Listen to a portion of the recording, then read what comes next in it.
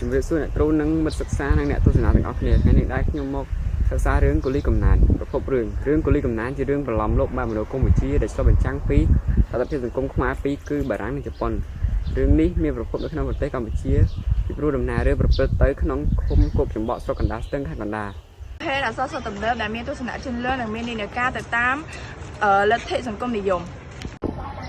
ចលនាខេមរៈនិយមបានបង្ហាញពីជីវភាពពិតៗក្នុងសង្គមខ្មែរក្នុងកលៈទេសៈបារាំងត្រួតត្រា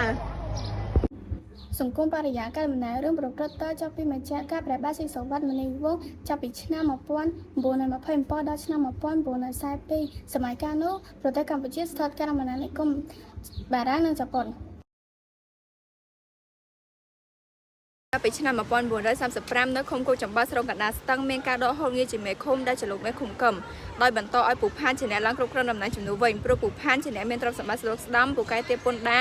និងពូកែផ្គប់ចិត្តចវាយនាយនៅរៀងរាល់ថ្ងៃអាទិត្យពូផានតែងតែនាំចវាយស្រុកទៅផឹកស៊ីរកស្រីញីជាពិសេសនាងខ្វែនៅភូមិដើមក្រសាំងនៅពេលកេណ្ឌពលករទៅជប៉ុនម្ដង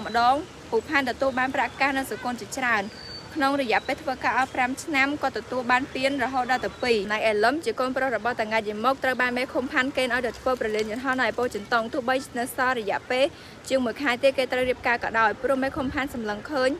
លឹមជាអ្នកបួសរៀនខាងផ្លូវពុទ្ធសាសនាគេមានកំណត់ជឿនលឿននិងមានជំនឿសមហេតុផលទៅលើទស្សនកម្មផលការយល់ដឹងការងាររកជ្រៅលឹមបានយំដែលជាឧបាសាខ្លាច់ជើងនៅបាសាត្រពាំងជួយណែនាំពេលទៅកំណែនៅពោធិ៍ចិនតុងមេឃុំផាននិងលោកចវាយស្រុកមានអបាយកលក្រក់ចង់បាននាងហេងដែលឲ្យយផានធ្វើជាមេដើក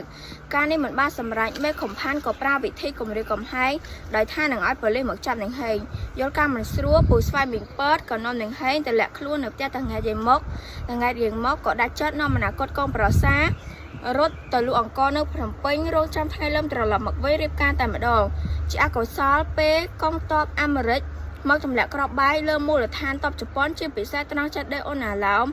តាងាយយាយមកនិងនាងហេងក៏ត្រូវស្លាប់យ៉ាងអនាធមក្រោមគ្រាប់បាយនោះទៅពេលបញ្ចប់ការងារនៅពោធិ៍ចិនតុងលឹមត្រឡប់មកស្រុកកំណើតវិញត្រូវបាត់បង់អ្វីៗទាំងអស់ឪពុកម្ដាយគូសង្សារក៏ត្រូវស្លាប់ជាមួយនោះដែរអង្គថៅប៉ៅក៏មករឹបអស់ដីស្រែផ្ទះសម្បែងដើម្បីកាត់សងបំណុលខ្មៅឪពុកថ្ងៃមួយបន្ទាប់ពីទទួលបានសេចក្តីវិបាកសុយាមនៃគូសូមមកគួរលីមនេះក៏ជួយយាមតែដងឯភ្នំពេញតែទៅមានភារកិច្ចជួយនោះដងដែលជាពីស្វាយដើមកែវដើម្បីធ្វើជាអ្នកស៊ូជាមួយប្រាំងមកជួបកាត់មកនោះដងក៏បានចាប់វិទ្យាល័យគេបានចូលមកការងារនៅខេត្តព្រៃវែងមកស្មានកាត់នឹងអ្នកគូពេជ្រណារីអ្នកគូមាន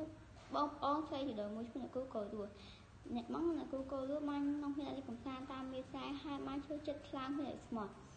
ក្រោយមកទៅរកស្បពីណូដូចជាបងឲ្យចូលទៅដើម្បីធ្វើសារស៊ូជាមួយគ្នាយកនោះមកក៏មកសេះសម្បត្តិជាពាក្យការទុកដាក់កំពូទុកឲ្យគូកលូក៏ចេញទៅ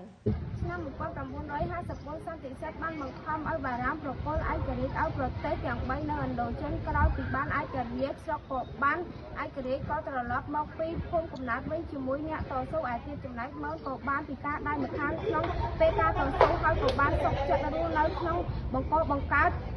ឯស្រុកលើដំណឹងនេះបានលើកដល់អ្នកក្រុងគង់រស់តែអ្នកក្រុងគង់រស់ពេញចិត្តអ្នកទាំងពីរក៏បានទៅ